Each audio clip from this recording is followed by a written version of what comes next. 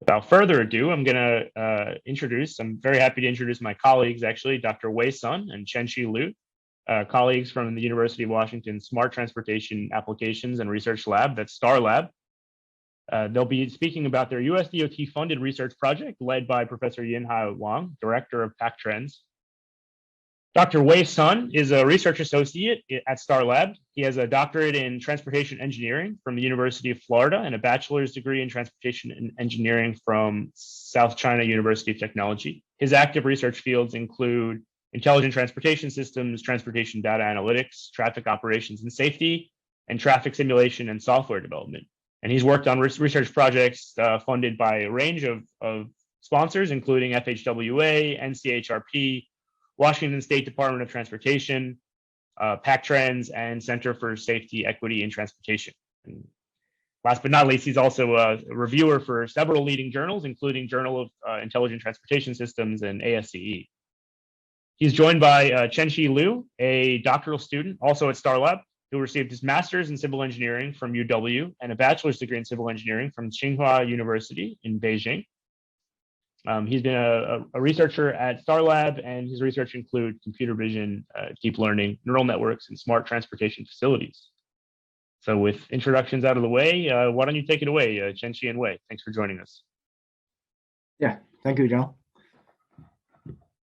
Yeah, so basically, thank you for inviting us for this presentation. And also, this is actually, we will be talking about the research results coming from the project funded by C2SMART.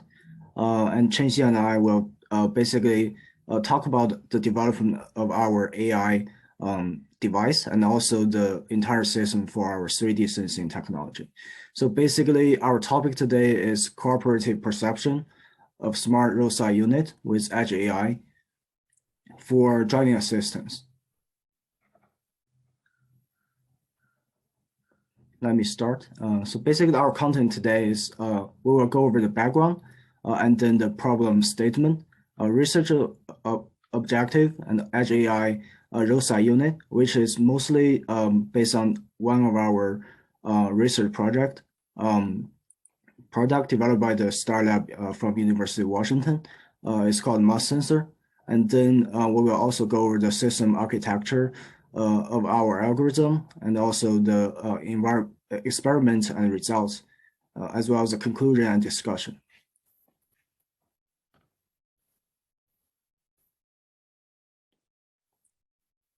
A little bit of background. So basically, 3D sensing technology plays more and more important roles in CAV and also the advanced driving assistance systems. Compared with traditional 2D traffic sensing technologies, 3D sensing methods can make use of the depth information to estimate more details about the surrounding environment, like objects, dimension, and location. The projection from 2D image coordinates to 3D real-world coordinates enables computers to perceive the surrounding environments like human eyes, which can provide more comprehensive, detailed, and accurate information about all the target objects in the scene.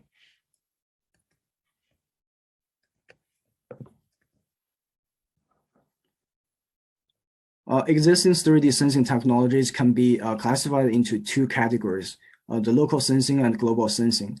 Global 3D local sensing actually indicates the sensing technologies applied on vehicle sensors for surrounding objects or obstacles detection. 3D global sensing can perceive and monitor the entire traffic scene based on the surveillance system. In the recent years, with the development of CAV, more and more attentions are focused on 3D local sensing for driving assistance systems and autonomous driving systems, which mostly rely on sensors like LiDAR or radar or other sensors that actually just deployed on the vehicles and relying mostly on the vehicle's computing capabilities.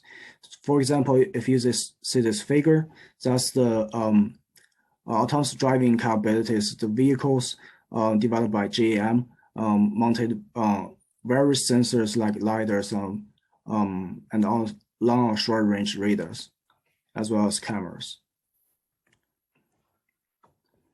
However, just relying on the sensors mounted on the vehicles, there are several limitations.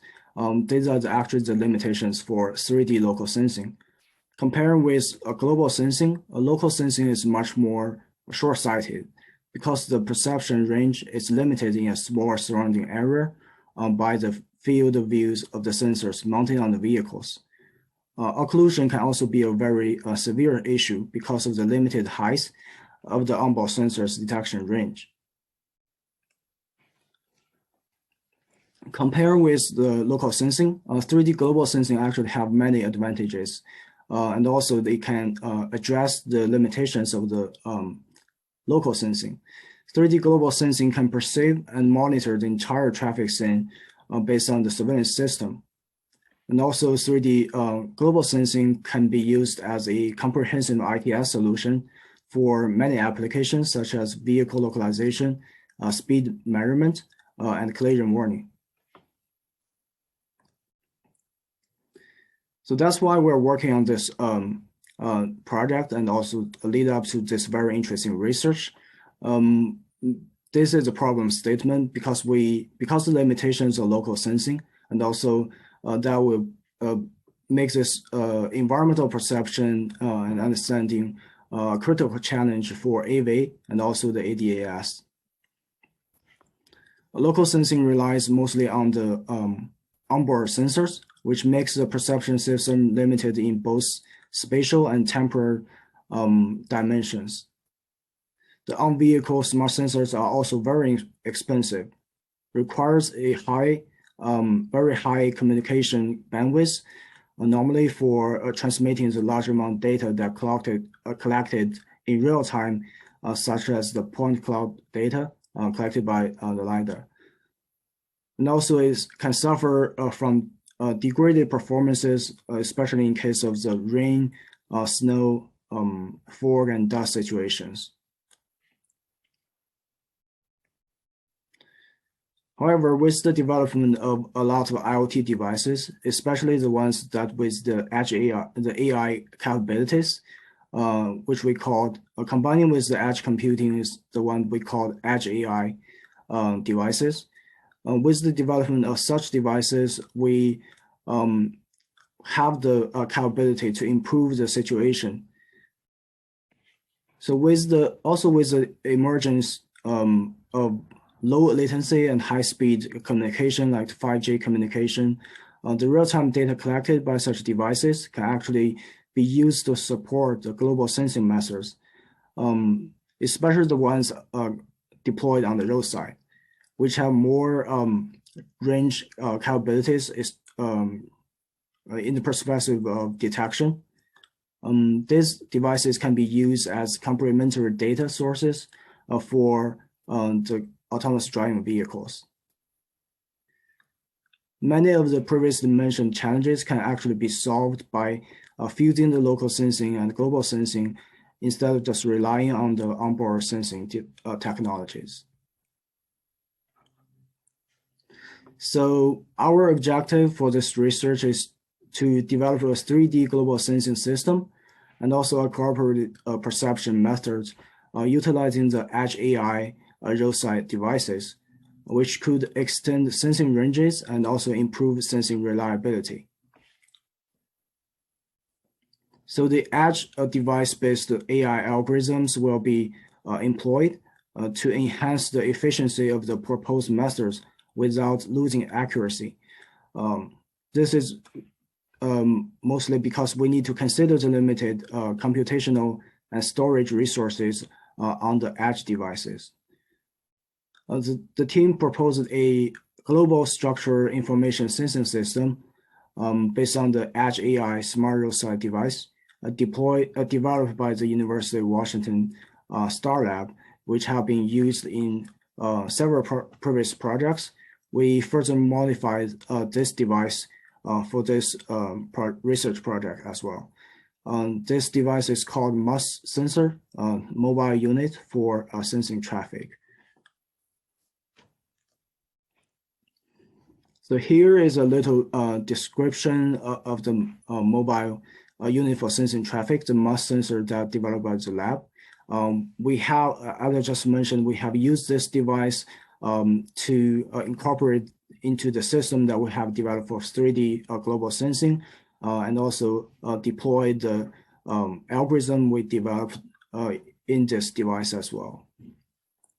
So the MUS sensor is a comprehensive sensing and communication device that can be used for traffic sensing, data collection, V2X applications, roadway monitoring, and infrastructure security applications. So basically, it has been integrated in a lot of sensing functions, but for this project, we just rely on its computer vision capabilities, and also the edge computing capabilities for deploying the AI algorithm that we have developed for this project. Another function for MUS is its capability to actually communicate.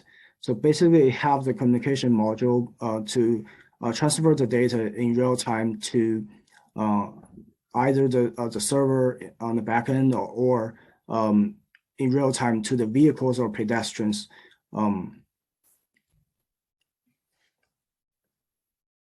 So that's why it's actually an ideal device to be used in this research, since it needs communication.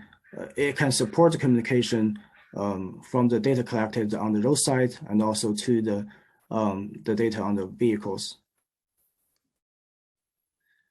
So here is actually how it looks. So basically, we use the MUS sensor to collect the images and also as the raw data, and then use this edge computing capabilities to analyze the images and also extract information from the road, such as the vehicles by different types of vehicles, and also the vehicle counting and different kind of traffic performances. So our proposed solution for this project, basically our end deliverables is to realize this system by installing MUS sensor on the roadside, which is for real-time traffic sim monitoring and data analysis. In addition, the team developed a cooperative perception method that realizes accurate 3D vehicle localization based on single monocular camera for driving assistance. So here's how it looks like when we install the MUS sensor on the roadside, which we deployed in our test bed in the city of Bellevue. We use MUS sensors for just traffic monitoring in that area. Yeah, I'll switch to Chenxi. He will be talking about the algorithm that we have developed and also the system testing. Chenxi, you can take over now. Okay, sure. We can stop sharing, so I can start sharing. Okay, hello everyone, this is Chenxi. I will continue about this presentation. I will introduce our system architecture and our experiments and the final result of this system test. Okay, let's start. Here you can see the system architecture in this page. For this system, we just divide the system into 4 parts. The first part is the traditional object detection part. So I didn't want to mention a lot about this because everyone is the expert here now. So we can just skip this step because you can find a lot of similar algorithms on the internet. So we will introduce the following 3 parts in this system. The second part of this system is the Hourglass network. For this part, we will to capture the visible key points of the vehicle, and you can see the heat map here. This is all the key points we detected based on the image. Also, these key points are the visible key points because we cannot to detect the key points we cannot detect, right? So in the third step, we need to predict the invisible key points based on the visible key points. So this step, we will use the key points graph neural network KGN to complete this step. And finally, we'll do 3D key points projection to project the 2D key points to graph to the 3D coordinates. Okay, I will introduce the three steps one by one. Okay, here, now you see is the single hourglass module, which is proposed by some scientists in CSE in 2016. This is not very new, but it's very useful because we can extract the multi-levels of features of an image based on the hourglass module. And but you can see that this graph is not so clear to understand. So I rewrite this module in this way, and I think everyone can understand the module better. So you can see that all the green rectangles are the downsampling process, and all the blue rectangles is the residual module, and the red is indicate upsampling. So now you can see that we can just input our detected result. This is the vehicle with the bounding box, right? So we just get this bounding box and scratch it the car, and then as the input of this single hourglass module. And based on this, you can see that in one branch, we just do the residual module and get the result. But for the second level, we do the downsampling process and then do the residual module, and here we have another branch. So we can just get this level information about the image. So based on this, we can get the 4 levels of features in the image. So which indicates that we can get the key, where the key point is, and how the confidence we get. Here is the residual module we used in this model, and you can see that we still have a branch in this standard residual module. However, the difference with the traditional residual module is that we just add at the middle process, we just try to fit the channels from the origin to the destination. So we just do this transform in the middle of this residual module. In the second step, we would like to transfer these visible key points to predict our invisible key points. And here, in the first step, we can get the initial key points heat map prediction like this. So we use the graph encoder to model the occlusion statistics of the graph. So we can, based on the visible key points and the visible edge, also this edge is drawn by us because we need to create a graph to predict the invisible key points and the invisible edges. So here, this is the result we get, but you can see that the prediction result is not very good. Why? Because you can see the vehicle we detected is not so accurate. So here we need a decoder to inferring the 2D locations of the occluded key points. In this process, we try to correct the relationship of the key points and the edges. For example, we know that for this lane, this lane, this edge, this edge, this edge, this edge, they must be the parallel, right? So in this case, we input about 100 vehicle CAD models into this model to train our algorithm, and finally our algorithm can learn the relationships of the 12 key points of vehicles in this model. So the relationship can be represented like this. Yeah, here is the graph neural network we used here. Here is input graph, and we get the 2 hidden layers in this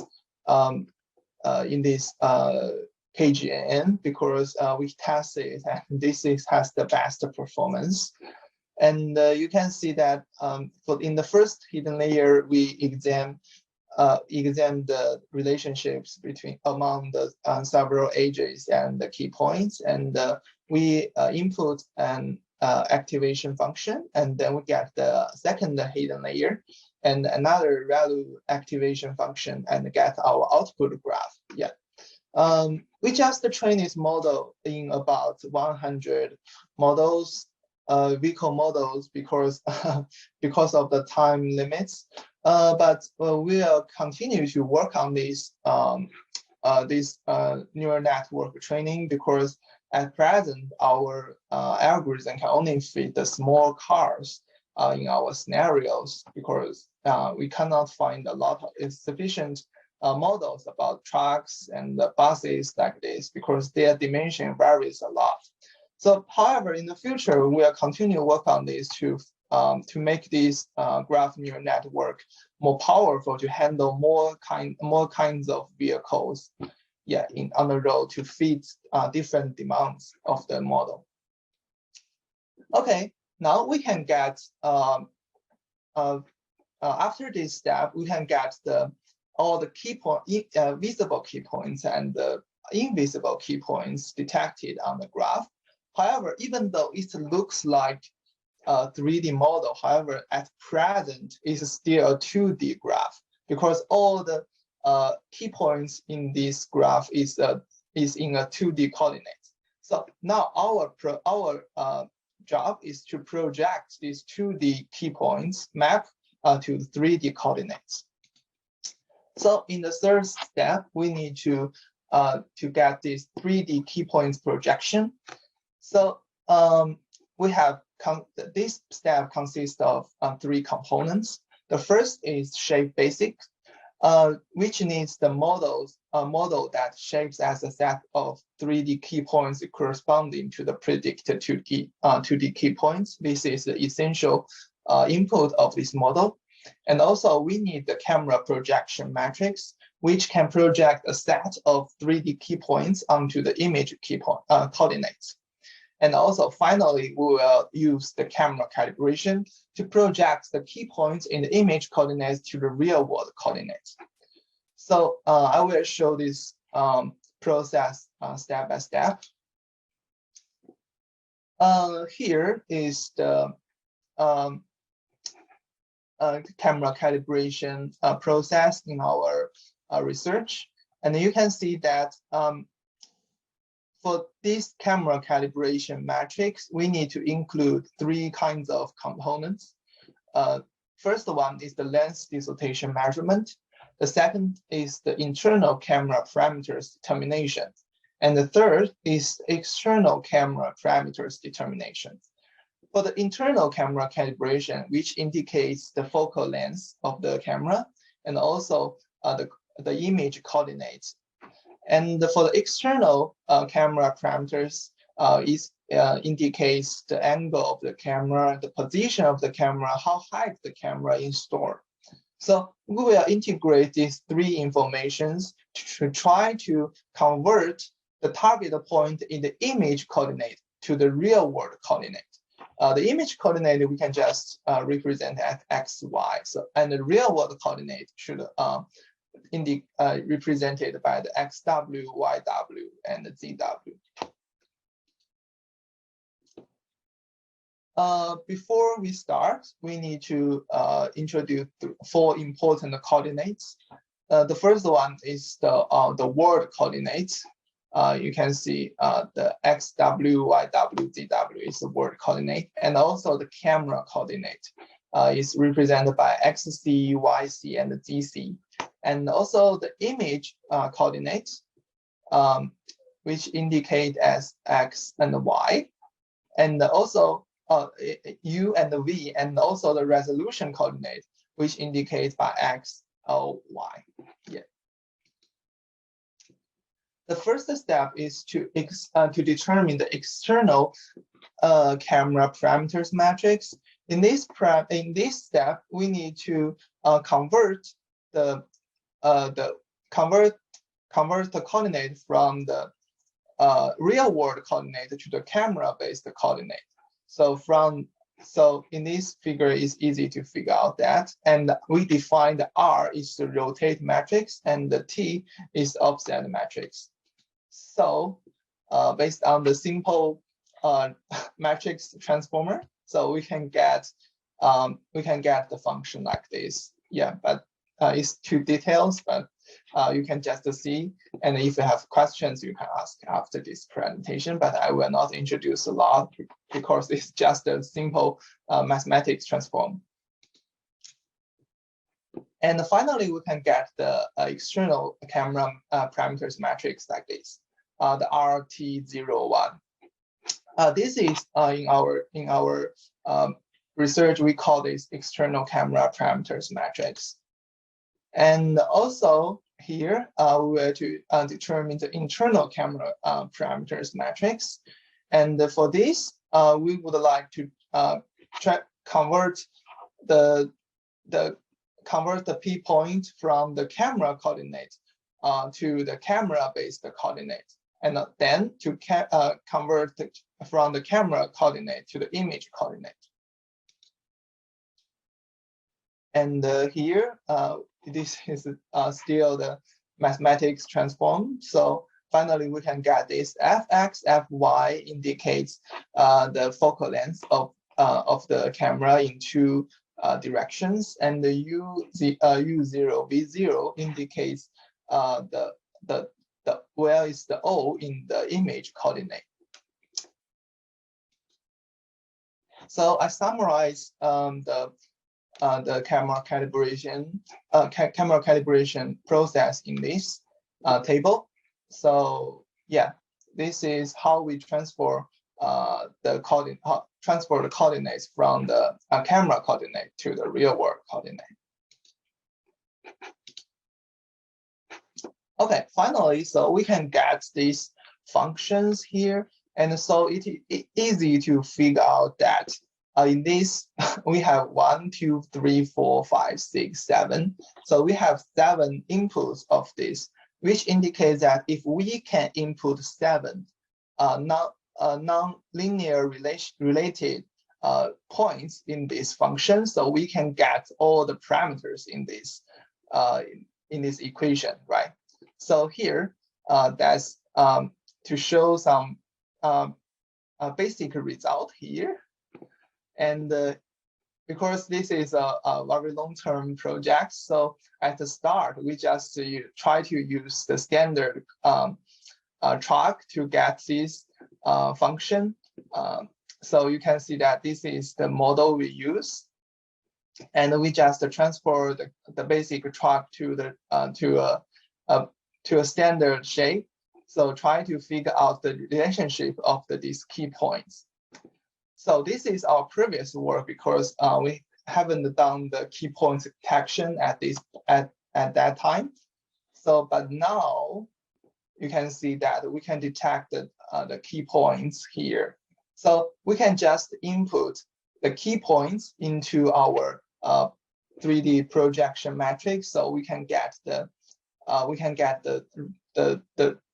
coordinate of every key points in the real world coordinate. So maybe you have noticed something in this process, because we have mentioned that we use 12 key points detected in this process. However, you can recall that we only need 7 key points in this equation to solve out all the parameters. So how should we deal with that? Because we can see that only 7 are needed, but so we can have the 5 freedoms in this process to minimize our loss, to increase the accuracy of the 3D matrix projection. So also the multiple vehicles in the view can be used to validate the result we get, because in most cases, not only one vehicle in our view. So we can use multiple vehicles in multiple views to try to coordinate and to validate the results to get the better accuracy. Yeah, that's how we deal with that, the 12 key points and the 7 inputs in this process. Okay, here I would like to present a basic result of our project. This is the YouTube camera, live camera in Jack Ho's shot out. Yeah, I just use that as an example, and then you can have a look the detection result.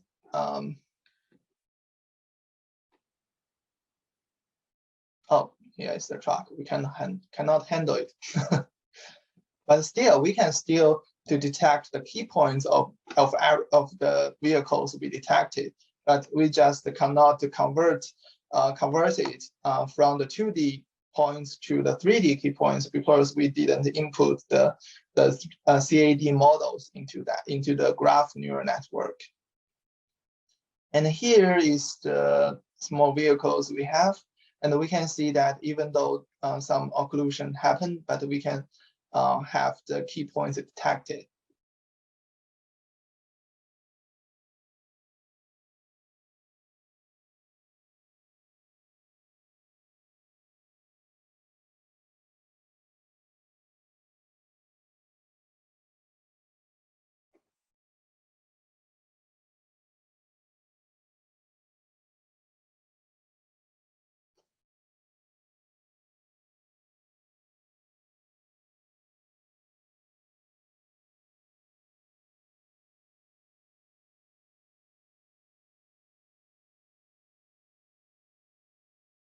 Okay, here's the result. We just used the YouTube live camera to show our results because that's because of the COVID-19. So our field test has been delayed multiple months. So to test our model, so we must use some external data source to test it.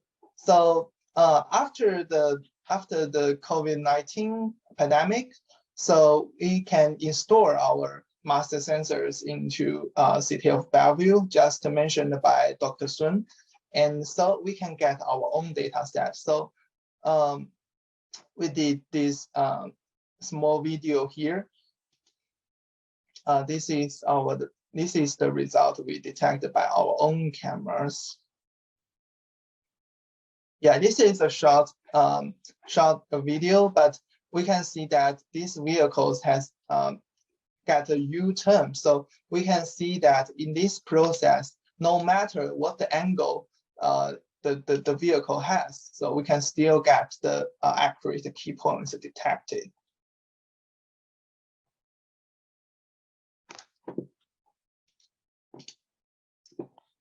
Okay, so we get the results. So how should we evaluate?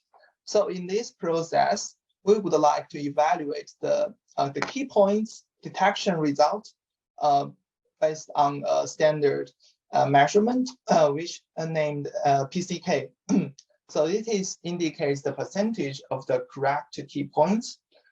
So it detects the joints is considered correct if the distance between the predicted and the true joints is within a certain threshold. According to the PCK metric, a key point is considered correct if it lies within the radius alpha L of ground truth. Here, L is defined as the maximum length and the width of the bounding box. And alpha is the parameters we will use here as the threshold to determine if this is considered correct based on our evaluation. So thirdly, because we didn't do much label work, this is a very time-consuming label work because for every vehicle you must detect all the edges and the key points in this process. So we take advantage of the published label data, including the 3D KITTI, Pascal 3D Plus, CalFusion, and the occlusion net. really appreciate the providers of the data set because they did a lot of labeling work. And also we did some labeling work by ourselves to test the results, but mostly we use the published label data. Because the published label data, by using the published label data, is more easier for us to compare our results with others' results.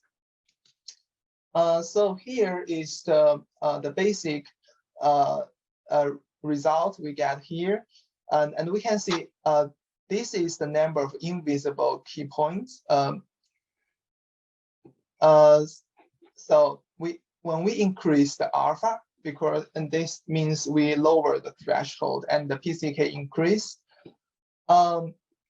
These three lines indicates we only use mask RCN for the detection, and then we only use the 2D KGN to transfer it to the 2D image, a 2D key points map, and then we use the 3D KGN to transfer this 2D image to the 3D image.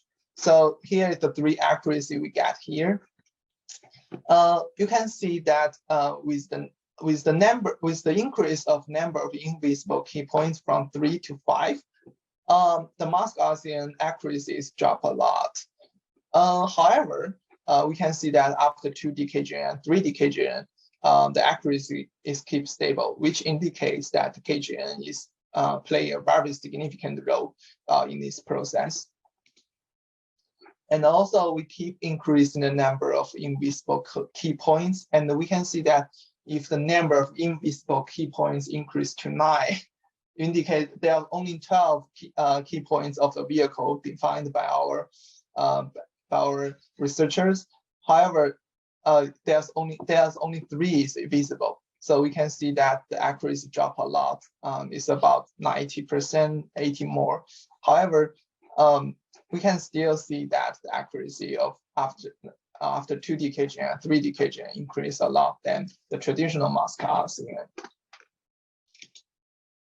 Also, after the pandemic of COVID-19, we did some evaluation in our field tests. And here is our GPS tracker we install in our vehicle, test vehicle. And we drive through this test area because we installed the 2 cameras along this road. So here we tested it in the city of Bellevue. And here is some sample results we just to show here. And you can see that the blue GPS points indicates the ground truth GPS points we recorded by our GPS tracker. And the red indicates the red points on the road indicates the detected GPS points we detected about by our system through the master sensor installed on the roadside. And you can see that these 2 trackers are not very different, so very similar and very close. So in this case, we just draw the line here and to calculate their distance between them, and finally we can get the accuracies more than 95% in the field tests. Okay, I will do some conclusion. Firstly, the biggest contribution of our project is to develop a 3D global sensing system and the cooperative perception method using the Edge AI roadside device, which can extend the sensing range and improve the sensing reliability in this project. And the contributions of the system can be summarized in 3 points. The first one is the system realizes global 3D sensing based on the master sensor developed by the Star Lab. And secondly, there's no labor work is needed to initialize or maintain the system. As you know, for most camera calibration works, we need to most of the previous research work, they need to initialize the camera. For example, we must face the camera in define the direction and set the focal length of the camera, the angle, the height, the angle, and the installation height, like these parameters, and must be predefined and pre-input into the system to determine the camera calibration matrix parameters. However, in our case, you can see that we just use the key points detected by on the vehicles and use the common dimension of the vehicle to determine the internal and external parameters of the camera to realize the camera calibration. So in this process, we can see that no labor work is needed to initialize and maintain the system. Also, in some previous work, the camera calibration has high requirements on the application scenario. For example, most of the camera calibration work has to find the vanishing points in the image, and which indicates that they must require a very straight long road to detect the vanishing points, right? So, however, in our case, we don't need this because we just abandon the vanishing points usually used in the camera calibration. So I think this is the second contribution of our system. The third one, the system can improve the performance through the learning the shapes of the passing vehicles in the view, because the camera, some vehicles have the very strange shapes, like some the modern cars or like the old-fashioned cars. So they are not just the same with the traditional car shape. So in these special cases, we may have not very good performance in this case. However, if we continue to let the vehicle passing through the master sensor, if we can collect enough data based for these special cases, so we can still to increase our performance to get the shape, to get the key points of the kind of vehicles. So based on our test, the accuracy can increase to 95% after about only 100 vehicles passing by. So this system, the third contribution of the system is it can improve the performance of itself by learning, by continue using it in the field. Okay, here's some discussion of our research. So, limited by the project time is only a 1-year project, and we extend to 1.5 years.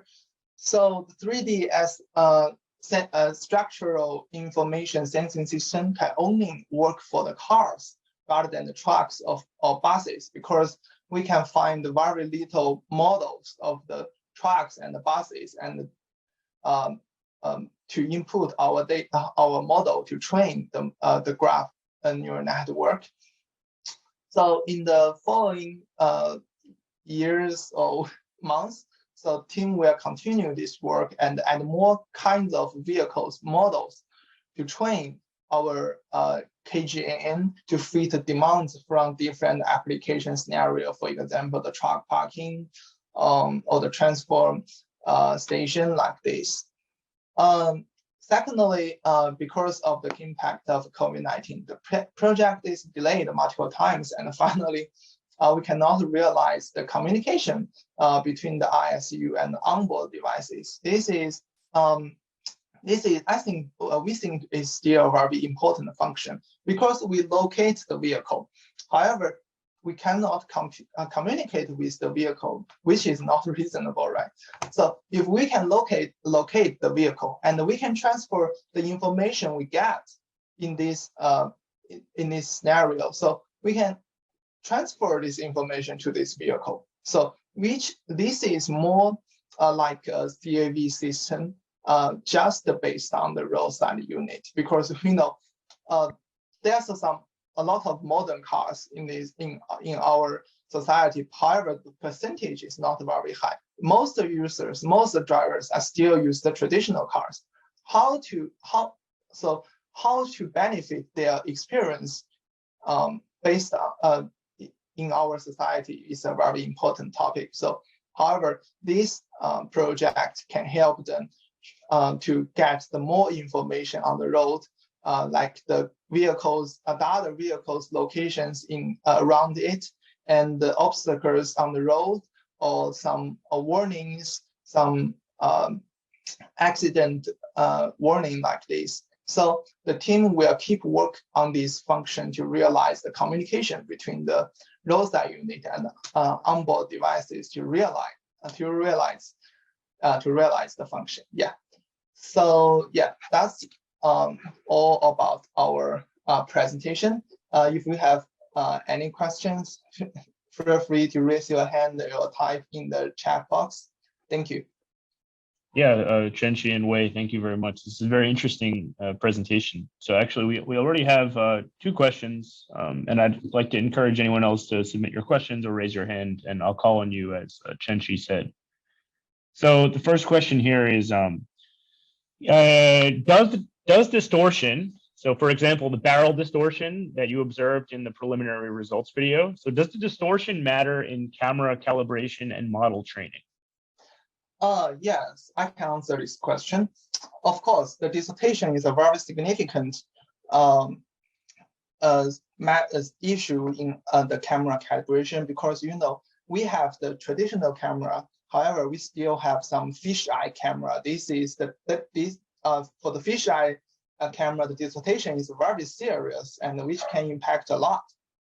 So in our case, because we just use the master sensor, so the master sensor is installed by the camera we know, so we can measure the distortion before we do the camera calibration.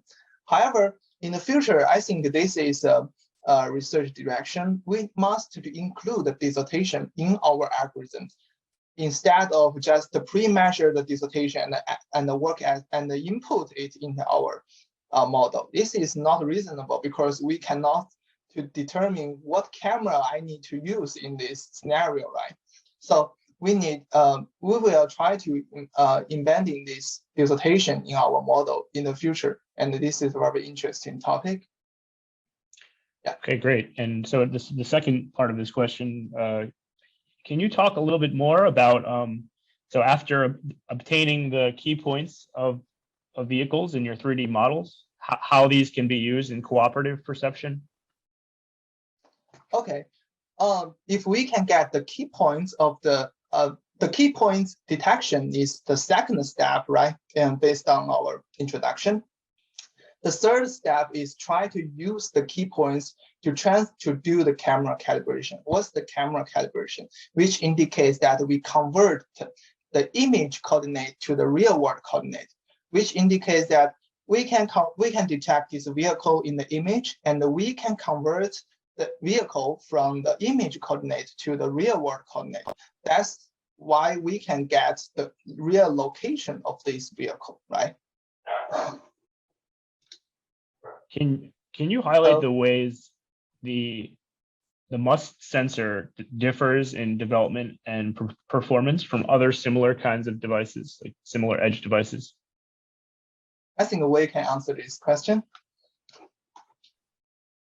Yeah, I think as Chenxi just mentioned, so mostly our advantage is in the algorithm side, and also of course the MUST sensor, because we have been utilizing it in several different projects, so we have improved its performance overall. So we haven't really compared that to specific commercialized devices in the market, but we think as a research product, we are very superior. And also we have been using it in some of the research projects, like to monitoring the truck parking or roadside, curbside parking activities, and in some computation. And actually it ranks very high in the computation. For some computation, we rank #1. So the edge computing capabilities of mass sensor is actually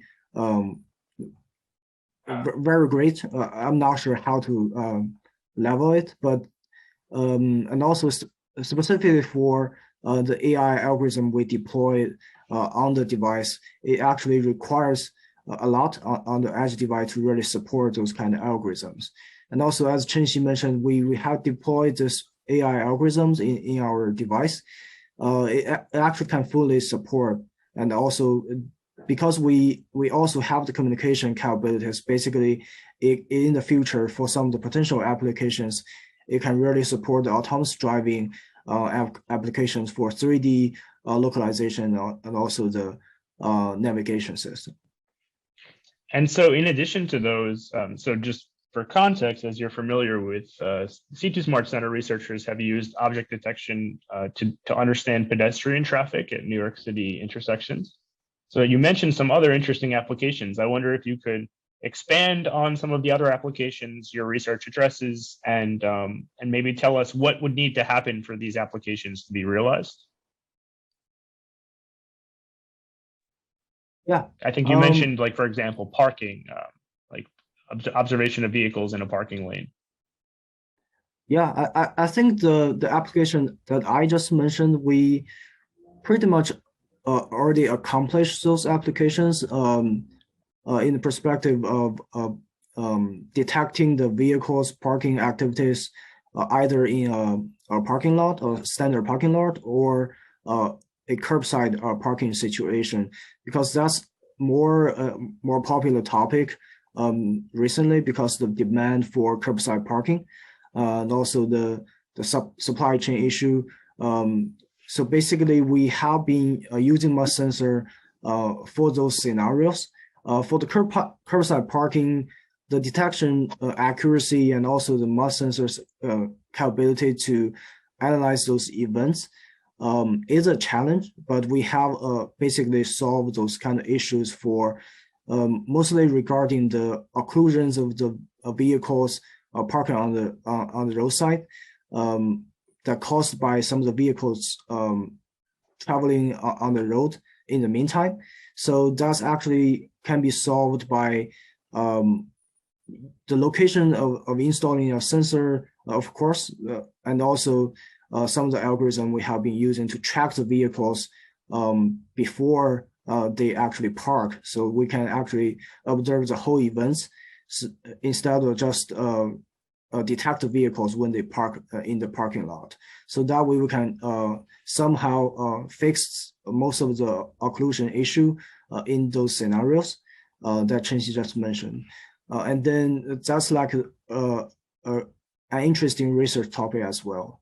For other issues that actually mostly caused by some of the definitions of how curb parking is defined, because most of curb parking doesn't really have some defined parking spaces like a standard parking lot. So that's actually some of the challenges we are facing, but that's mostly not because of technology. So I think the technology side, we are ready for most of the applications related to parking. Okay, great. So there's an elaboration on the previous question. I want to make sure I get this right, and please forgive me if I mess this up.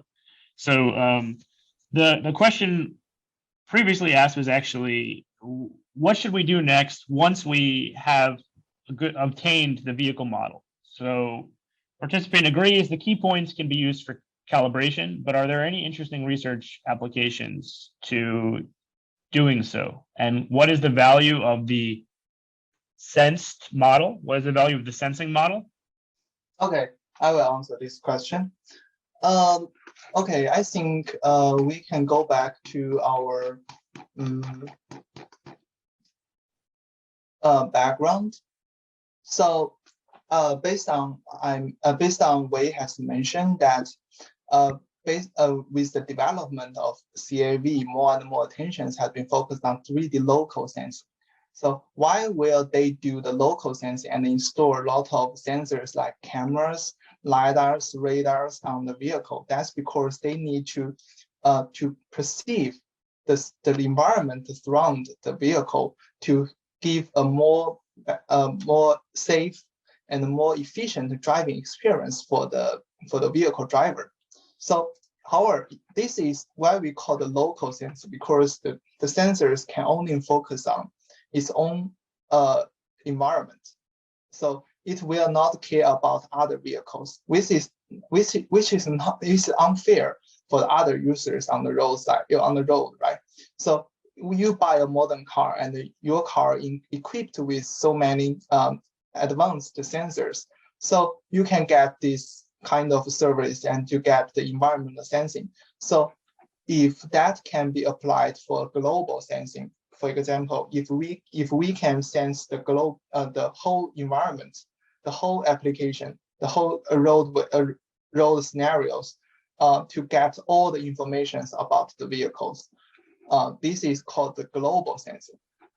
So this 3D sensing is more short-sighted because the perception range is limited in a small surrounding areas by the field of view. And the occlusion, because it's installed on the vehicle, so the height cannot be very high. So the occlusion can be a serious issue because the view can be blocked by other vehicles or other obstacles. However, our global sensing, which can perceive and monitor the entire traffic scene based on the surveillance system, so which indicates that it's more foresightful because it can integrate the information about all the vehicles in this scenario, and to address the two aforementioned limitations of 3D local sensing. And also, it can be used as a comprehensive ITS solution for many applications. For example, we can get the vehicle localization, because if we cannot get the vehicle localization, how we send the message to the vehicle drivers? What we can do, we can just broadcasting, right? But in some scenarios, we just want to let the driver know, oh, you are in danger. I have to warn you. So that's the reason why we need to do the vehicle localization, because we want to send some message directly to this user at this location. And also, by using this, we can do some speed measurement. We can measure this vehicle is over speed or lower speed. Is there some crash accident happened? So I think this is the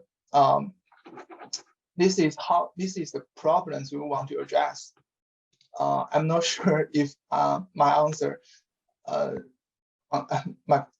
my comments answer your question.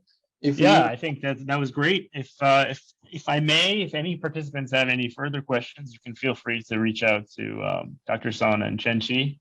We're just about out of time, so perfect timing here. If you enjoyed this webinar, definitely follow the C2SMART Center on Twitter, LinkedIn, and join our newsletter where we announce all of our upcoming events.